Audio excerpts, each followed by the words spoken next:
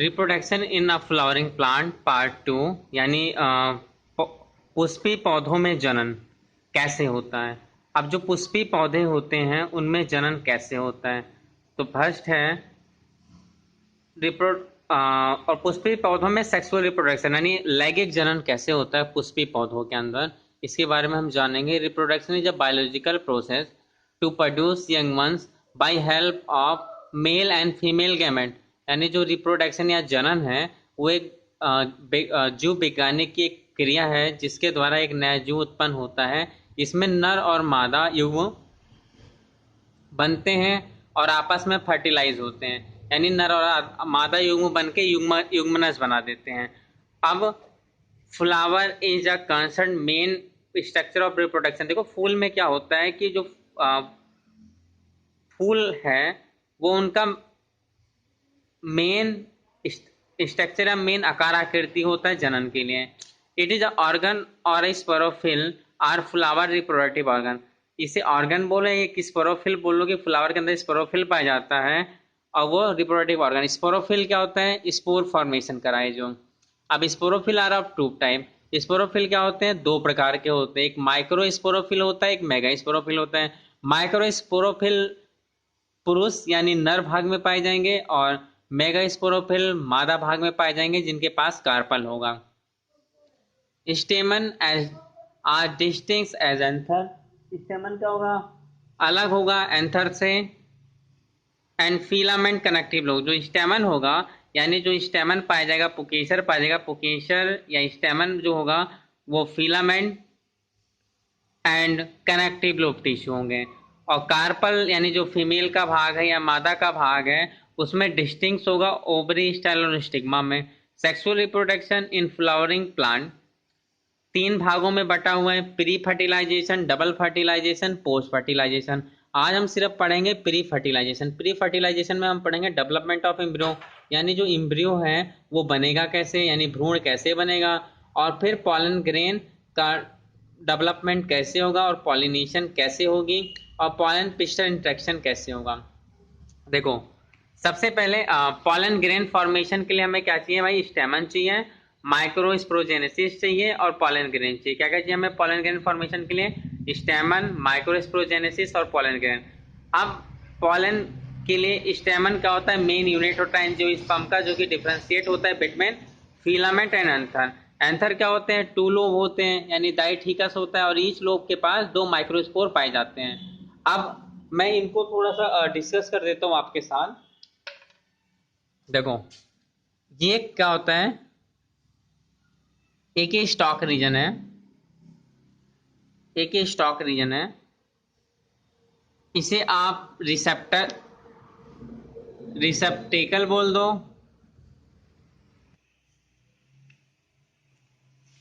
अब हम पढ़ते हैं कि भाई फ्लावर कैसे मेन स्ट्रक्चर और कंसर्न है उसके बारे में। तो सबसे पहले फ्लावर के बारे में पढ़ेंगे। फ्लावर में क्या होता है कि ये वाला जो पोर्शन है आपका इसे आप रिसेप्टेकल बोल देते हो या फिर फ्लोरल एक्सिस बोल देते हो, फ्लोरल एक्सिस बोल देते हैं। यानी फ्लोरल एक्सिस हो सकता है, रिसेप्टेकल हो सकता है। रिसेप्टेकल एक्सिस में एक प्रॉक्सिमल पार्ट होता है या इस वाले भाग को आप थैलामस बोल सकते हो, ये थैलमस होता है। और ये इसका डिस्टल एंड है यानी डिस्टल भाग है, नीचे का भाग है। और इसके ऊपर क्या होते हैं आपके, यहाँ पे फीमेल रिप्रोडक्टिव ऑर्गन बनता है। क्या बनता है, फीमेल रिप्रोडक्टिव ऑर्गन बनता है जो कि ये पूरा का पूरा क्या कहलाता है भाई, कार्पल कहलाता है। क्या कहलाता है, कार्पल कहलाता है। इस कार्पल के पास अगर ये कार्पल एक से ज्यादा हो तो इसे हम, अगर एक से ज्यादा कार्पल होंगे तो इस पूरे पोर्शन को हम बोल देंगे गायनोसियम। तो अलग अलग प्लांट के अंदर अलग अलग प्रकार के कार्पल होते हैं। अब इस कार्पल के अंदर आप देखो कि ये वाला पोर्शन जो होता है इसे हम स्टिग्मा बोलते हैं, इस पोर्शन को हम स्टाइल बोलते हैं, अच्छा सा लग रहा है, और इस पोर्शन को हम ओवरी बोलते हैं। अब आगे बताता हूं कि आगे क्या होता है। अब आगे ऐसा होगा कि जो ये पोर्शन था भाई स्टिग्मा स्टाइल ओवरी, अब मैं इसको मेंशन नहीं करूंगा, ये रहा आपका। अब यहाँ से क्या होंगे, ये जो थैलमस पोर्शन है, यहाँ पे फूल रंग बिरंगा है, ये लाल रंग का है, किसी और रंग का है, ठीक। तो ये जो होता है आपका, इसको बोलते हैं पेटल, जो रंग बिरंगा पार्ट होता है। तो ये जो पेटल है, अगर ये ग्रुप में हो यानी एक से ज्यादा हो, तो इसको मैं कोरोला बोल देता हूँ। कोरोला गाड़ी है ना, उसी के नाम पे मैंने इसको कोरोला बोला। अब अगर ये सिंगल है तो इसको मैं सेपल बोलूंगा, और अगर ये बहुत ज्यादा है तो इनको मैं कैलिक्स बोल दूंगा। इसके बाद अगर एंथर अब दो टाइप से इसमें लगा होता है, कई बार एंथर क्या होता है भाई, थैलमस से निकला, ऐसे थैलमस से निकला, और कई बार पेटल से निकला। अगर थैलमस पेटल से निकलता है तो इसको बोलते हैं एपीपेटलस कंडीशन, मतलब कि जो फिलामेंट है या जो एंथर है वो किससे अटैच है, पेटल से अटैच है। और जब अंकुड़ी पंखुड़ी होती है सेपल और पेटल, और जब थैलमस से निकलता है तो इसे बोलते हैं एपीथैलमस कंडीशन, एपीथैलमस कंडीशन। और ये वाला छोटा सा जो पोर्शन है, इसको मैं थोड़ा सा अलग सा दिखाऊंगा, इसको मैं थोड़ा अलग दिखाऊंगा आपको, ये यहाँ पे सर जी इस सब लोग खड़े हैं। अलग सा पोर्शन में दिखाऊंगा तुमको। इस पोर्शन में अंदर क्या है कि यहाँ पे जो एपीपेटलस कंडीशन है, यहाँ पे आप समझ लो कि ये आपका बायलोब एंथर है। इस एंथर में ये इसका डिस्टल एंड है, और ये प्रॉक्सिमल एंड है। प्रॉक्सिमल एंड या एपिकल एंड बोल दो, जहां से ग्रोथ होगी, एपिकल एंड है। ये इसका फिलामेंट है, यानी धागे जैसी संरचना है, जिसको मैंने फिलामेंट बोला। ये इसके लोब है। लोब भाई कितने, दो लोब, यानी एक थीका और एक ये दो थीका, ठीक है। इसके पास दो लोब है, एक पहला थीका, दूसरा थीका, इनको लोब बोला। प्रॉक्सिमल एंड है, डिस्टल एंड है, फिलामेंट एंड है। हमेशा प्रॉक्सिमल एंड की तरफ ही क्या होती है पोर्शन, सॉरी ये है डिस्टल एंड, क्योंकि यहाँ पे कहानी खत्म हो रही है, और ये है प्रॉक्सिमल एंड, यानी जो शुरुआती एंड है वो है। तो ये प्रॉक्सिमल एंड है, वो क्या है, डिस्टल एंड है। और डिस्टल एंड के बाद आपका एंथर बन जाता है। अब ये एंथर कैसे बनता है उस पर डिस्कस करते हैं। देखो, अभी जो बायोलोब स्ट्रक्चर है ये कुछ ऐसा दिखता है, ऐसा कुछ माइक्रोस्पोजेनेसिस यानी टेट्राहेड्रल। ये आपकी एक लेयर है, एक दो तीन चार, ठीक। इसको मैंने बोला माइक्रोस्पोरोजेनेसिस, माइक्रोस्पोरोजेनेसिस। अब इस माइक्रोस्पोरोजेनेसिस यानी मतलब भाई यहाँ पे पॉलन ग्रेन बनेंगे। अब पॉलन ग्रेन कैसे बनेंगे, एंथर ठीका डाइथिकस पढ़ा, अब यहाँ माइक्रोस्पोरोजेनेसिस पे कर रहे हैं। ये माइक्रोस्पोरोजेनेसिस है। अब ध्यान से देखो कि माइक्रोस्पोरोजेनेसिस जो कि क्या बनाएगा आपके लिए, पॉलन ग्रेन बनाएगा, यानी पॉलन बनाएगा आपके लिए, जो कि दाने जैसे होते हैं, ठीक है। इन पॉलन को बनाने के लिए इसको क्या करना होगा, ऊर्जा की जरूरत होगी।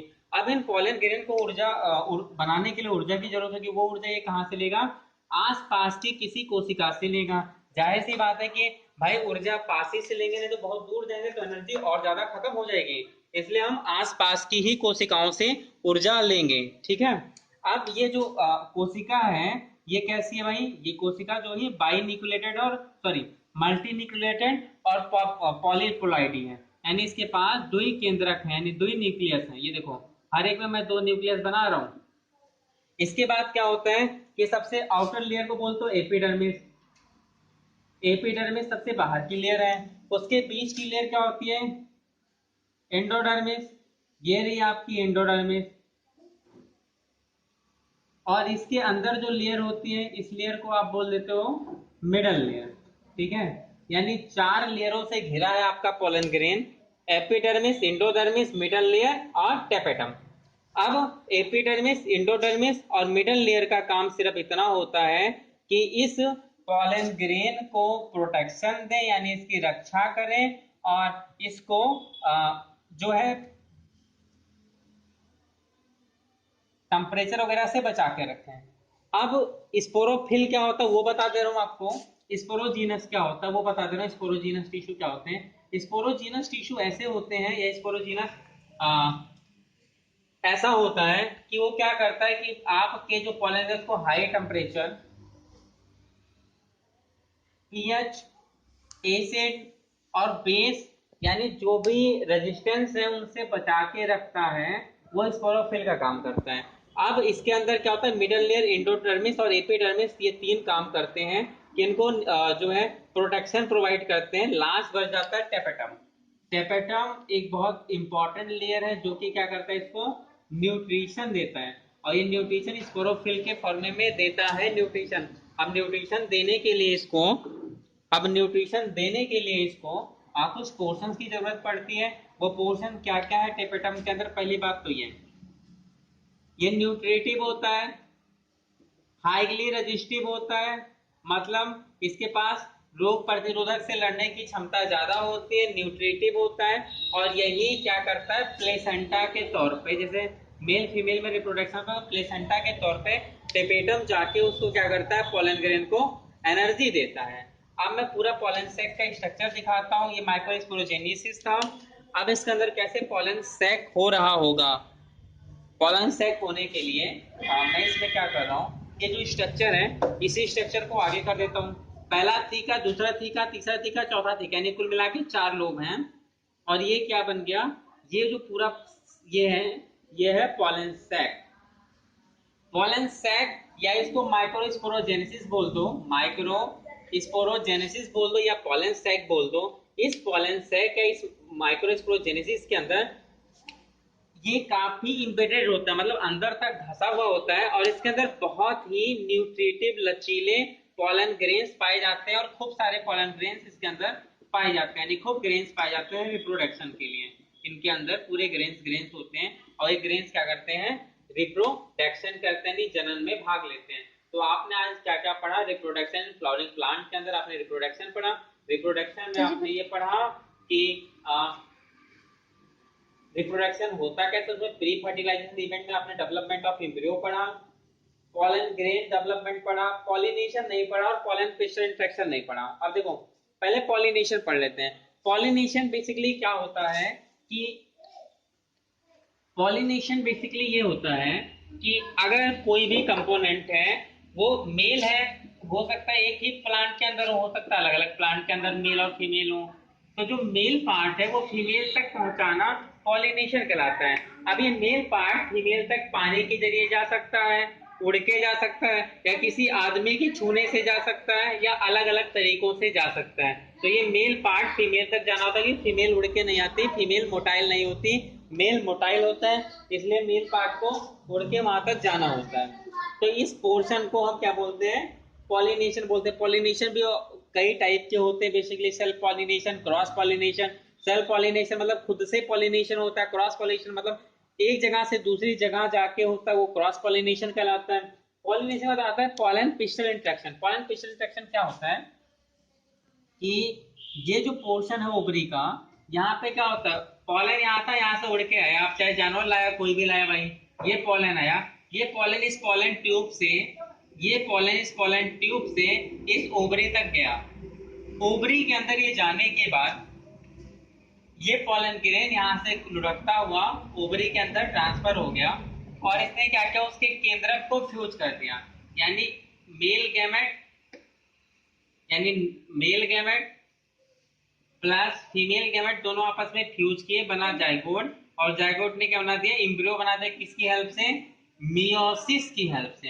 अब ये मियोसिस क्या होता है वो सुन लो। मियोसिस क्या करता है कि किसी भी पार्ट को एक से 2 में डिवाइड किया, 2 से इसने क्या किया, 3 में डिवाइड कर दिया, 1 2 3 में डिवाइड किया, और 3 को फिर इसने क्या किया, टेट्राहाइड्रल कंपोनेंट में डिवाइड कर दिया, मतलब 4 लेयर में। तो इसमें क्या होता है, डिवीजन होता रहता है। तो ऐसे इसने क्या किया, ओवरी तक लाया। तो इसे बोलते हैं pollen pistol interaction. Pollen pistol interaction क्यों बोला? क्योंकि फ्लावर, कोई भी फ्लावर है, फ्लावर के ऊपर कोई बर्ड आए तो किससे, पिस्टल, क्योंकि ये रहा पिस्टल, उस पे इसलिए आया क्योंकि उसकी क्वालिटी बहुत अच्छी लगी थी, उसने वहां से आया और वहां से इसको अट्रैक्ट किया, और फिर फ्यूज किया। फ्यूज करने के बाद कुछ दिन बाद एक नया जीव उत्पन्न हो सकता है उसके अंदर, या फिर वो क्या बना देगा, या तो फ्रूट बना देगा या फिर सीड बना देगा। यही काम होता है इसका। अब थोड़ा सा और देखेंगे हम सेक्सुअल रिप्रोडक्शन फ्लावर के अंदर क्या क्या था, आज हमने क्या क्या पढ़ा है। ठीक है, सेक्सुअल रिप्रोडक्शन फ्लावर के अंदर, तो सेक्सुअल रिप्रोडक्शन के अंदर हमने सबसे पहले ये चीज पढ़ा कि भाई पहले मेल का गैमेट बनना चाहिए और फिर फीमेल का। अगर मेल का गैमेट बनेगा तो उसको आप एंड्रोसियम बोल दोगे या स्टेमन बोल दोगे। फिर फीमेल का गैमेट बनेगा जिसको आप गायनोसियम बोल दोगे, तो मेल पार्ट बनेगा। फिर फीमेल पार्ट बनेगा और उसमें कार्पल होगा। मेल और फीमेल पार्ट बनने के बाद दोनों आपस में फ्यूज करेंगे। फ्यूज करेंगे तो इम्ब्रियो बनेगा। अब इम्ब्रियो बनने के लिए हमें क्या चाहिए, पॉलिनेशन चाहिए। क्या चाहिए भाई, पॉलिनेशन चाहिए। पॉलिनेशन क्या होता है कि मेल और फीमेल को एक दूसरे के पास लाने के लिए जो भी गतिविधियां होती हैं वो पॉलिनेशन कहलाती हैं। कि भाई क्रॉस पॉलिनेशन से आएंगे या सेल्फ पॉलिनेशन से आएंगे। पॉलिनेशन होने के बाद इनमें क्या होगा, मेल के अंदर एंथर डेवलप होगा। एंथर से क्या निकलेंगे, पॉलन ग्रेन निकलेंगे। और फीमेल के अंदर क्या होगा, एग डेवलप होगा, जो कि क्या करेगा, पॉलन ग्रेन के पॉलन को ले लेगा। लेने के बाद इसको क्या करेगा, फ्यूज कर देगा। फ्यूज करने के बाद जाइगोट बना देगा। किससे, मियोसिस की हेल्प से जाइगोट बना देगा। क्या बनाएगा भाई, जाइगोट बनाएगा मियोसिस की हेल्प से। और जाइगोट बनने के बाद इनमें क्या होगा, फिर फ्लावर या सॉरी फ्रूट या सीड फॉर्मेशन हो जाएगी।